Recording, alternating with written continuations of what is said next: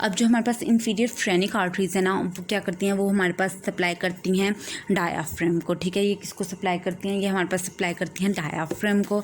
Diaphragm को ये हमारे पास इधर से ओरिजिनेट होती हैं। जो हमारे पास सीलिएक ट्रंक होता है ना, वो हमारे पास सीलिएक ट्रंक की इधर से जो निकल रहा होता है ना, जब सीलिएक ट्रंक ऐसे करके, तो ये उसके बिल्कुल ऊपर से ऐसे करके दोनों साइड से निकलती हैं और ये ऊपर को मूव कर जाती हैं। ठीक है, ऊपर को मूव करके ये डायाफ्राम को सप्लाई कर देती हैं, जो कि इसके ऊपर पड़ा होता है। इधर से हमारे पास निकलती हैं अपर, जो हम कहते हैं, या फिर हम इनको कह देते हैं सुपीरियर सुप्रारीनल आर्टरीज, वो इन दोनों से निकलती हैं और जाके हमारे पास सुप्रारीनल ग्लैंड, जो इधर किडनीज ऐसा करके पड़ी हुई हैं, उनके ऊपर उनका सुप्रारीनल ग्लैंड होता है, उनको सप्लाई कर देती हैं। ठीक है, इधर भी ऐसा करके किडनीज पड़ी हुई हैं, उनका सुप्रारीनल ग्लैंड होता है, उनको ऐसा करके सप्लाई कर देती हैं। ठीक है, ये आगे से हमारे पास मज़ीद ब्रांचेस देती हैं, 2 to 3 सुपीरियर सुप्रारीनल ब्रांचेस। ठीक है, ये हमारे पास थी 2 इंफीरियर फ्रेनिक आर्टरीज। अब हमारे पास जो बाद में निकलती है ना, वो हमारे पास निकलती हैं सुप्रारीनल। ठीक है, मिडल सुप्रारीनल ब्रांचेस। ये हमारे पास इंफीरियर मेसेंटेरिक आर्टरी जो है ना, जो कि थोड़ा सा इधर करके हमारे पास पड़ा होता है, सीलिएक ट्रंक के नीचे होता है बिल्कुल। सीलिएक ट्रंक जो है ज़ाहिर है वो हमारे पास upper part of L1 vertebra से निकल रहा होता है, और ये हमारे पास lower part of L1 vertebra से निकल रहा होता है। बस इतना फ़र्क होता है, मैंने इसको ज़्यादा नीचे तो बना दिया। इधर से हमारे पास निकल रही होती है मिडल रेक्टल, बल्कि आप समझ लें इधर ही होती हैं।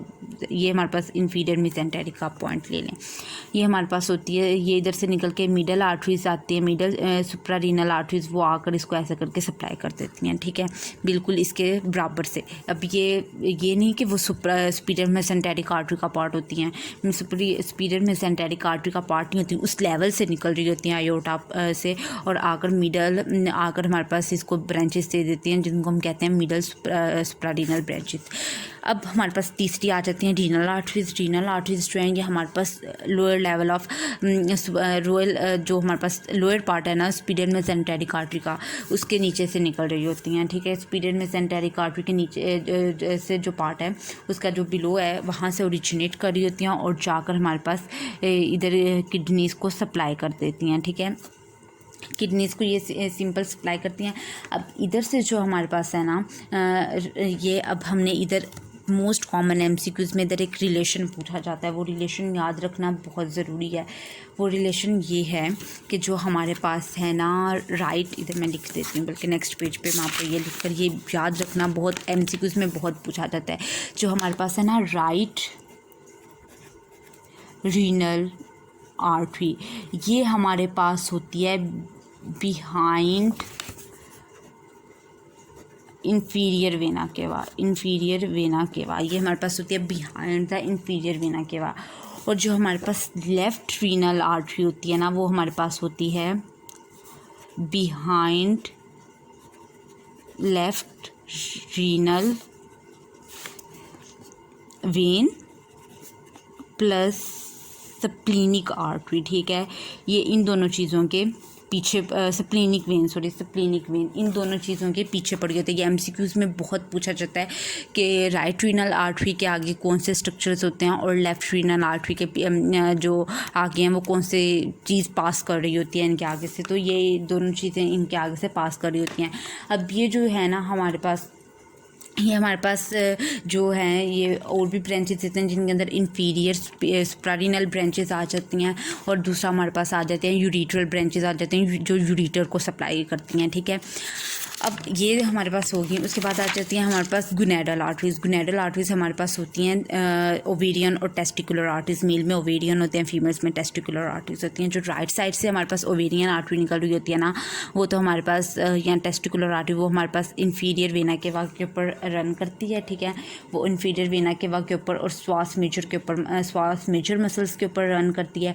और तीसरा फिर वो हमारे पास जो है ना जेनिटोफिमोरल नर्व के ऊपर से हमारे पास करते हुए ऐसे हमारे पास नीचे आके ओवरीज को सप्लाई करने लग पड़ती है, या टेस्टिस को सप्लाई करने लग पड़ती है।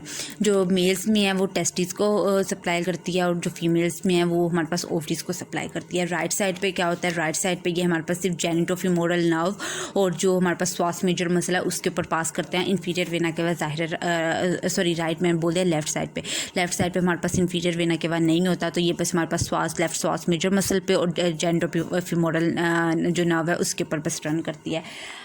अब जो हमारे पास आ जाते हैं ना, अब हम इसको थोड़ा सा डिटेल में डिस्कस कर लेते हैं टेस्टिकुलर आर्टरी को, और हमारे पास साथ कर लेते हैं टेस्टिकुलर आर्टरी को, और पहले इसको डिस्कस कर लेते हैं फिर ओवेरियन को करते हैं। टेस्टिकुलर आर्टरी क्या करती है, ये जब हमारे पास निकलती है ना तो ये हमारे पास एंटर हो जाती है डीप इंग्वाइनल रिंग में। किस में एंटर हो जाती है, enter the deep inguinal ring. Deep inguinal ring में ये एंटर होती है, पास करती है सारे, और सुपरफिशियल इंग्वाइनल रिंग से निकल आती है। सुपरफिशियल इंग्वाइनल रिंग से जब निकलती है तो ये हमारे पास टेस्टिस के ऊपर जाकर ना क्या करती है, हमारे पास टेस्टिस के अबव जाके ये हमारे पास डिवाइड होने लग पड़ती है, और फिर उधर जाके हमारे पास प्लेक्सिस बना देती है।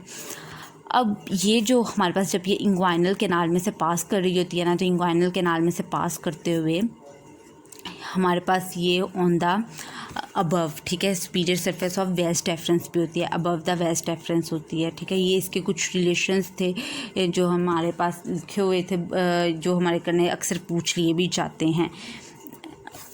अब आ जाती है, ये हमारे पास थी सारी टेस्टिकुलर आर्टरी। अब ओवेरियन आर्टरी को हम डिस्कस कर लेते हैं। ओवेरियन आर्टरी भी ऐसे ही निकलती है हमारे पास, ठीक है।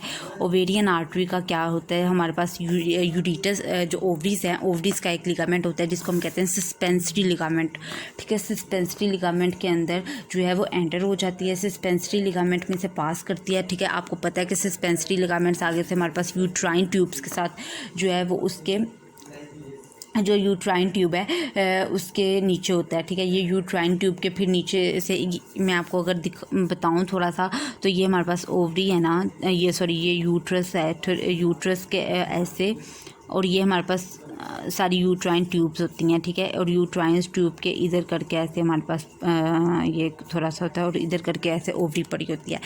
तो इधर से ओवरी, इधर जो ओवरी का वो आता है ना हमारे पास, ये सारा मैं आपको उसकी सारा इधर बताऊंगी जब हम यूट्रस पढ़ेंगे, कि इधर पेरिटोनियम आती है, पेरिटोनियम इधर फोल्ड होती जाती है, और इधर हमारे पास ऐसे ना, इधर ऐसे सस्पेंसरी लिगामेंट बना देती है, जो कि हमारे पास पेरिटोनियल फोल्डिंग्स होती हैं।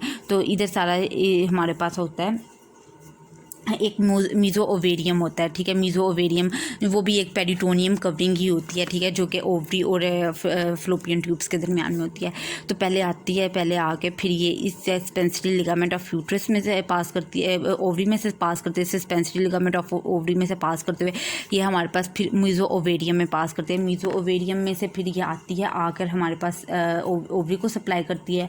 ओवरी को सप्लाई करने के बाद ये फिर हमारे पास कुछ जो ब्रांचेज हैं वो यूट्रस को देती है। यूट्रस के साथ साथ ये हमारे पास सप्लाई करती है थोड़ा सा यूरिटर को भी, ठीक है। ये हमारे पास थी सारी ये वाली आर्टरीज। अब हमारे पास आगे आ जाती हैं इलियो इंग्वाइनल आर्टरी। इलियो इंग्वाइनल आर्टरी जो है वो ये हमारे पास इंग्वाइनल सॉरी इलियो इंग्वाइनल मैंने बोल दिया, हमारे पास लुम्बर आर्टरीज। इलियो इंग्वाइनल मेरे मुंह से निकलेगा, वो तो इंटरनल इलियक आर्टरी का पार्ट है।